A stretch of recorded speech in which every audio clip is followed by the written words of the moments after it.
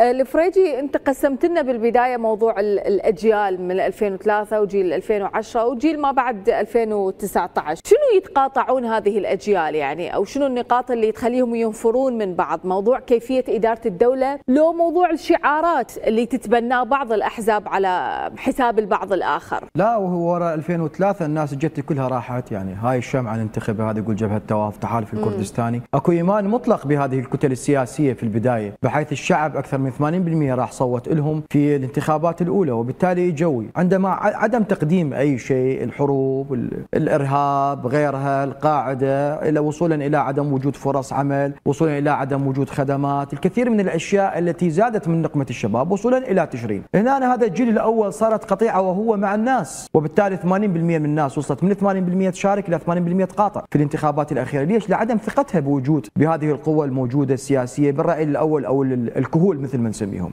الجيل الثاني هو جيل نوعا ما مؤسساتي، يعني ما كان يتبنى النظام الحزبي او الفكر الحزبي العقائدي في داخل الحزب، او ما كان يتبنى الحزب كموروث، وبالتالي الكثير من هؤلاء الشخصيات المؤسساتيين اللي اجوا في فتره صار وزير، صار وكيل، صار نائب رئيس وزراء، صار غيرها في فترات وراء 2010.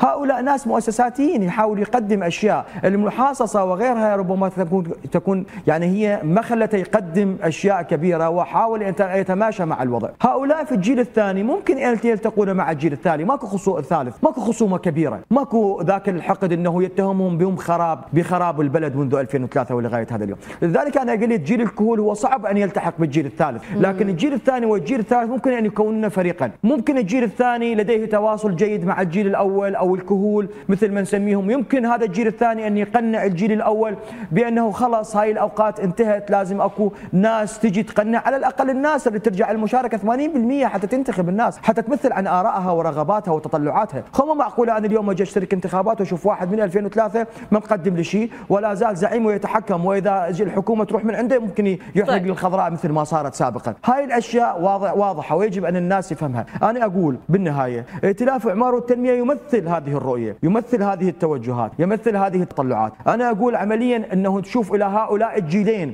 اللي عانوا الامرين من كل ما حصل سابقا، هم الان يحاولون اقناع الشارع بالمشاركه اولا، اقناع الشارع بما يقدموه ثانيا.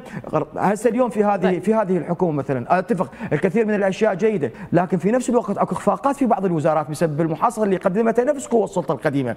لذلك هذه الحكومه القادمه الجايه تحتاج الى ائتلاف حاكم كبير تمتد ايديه الى جميع الوزارات في الحكومه القادمه.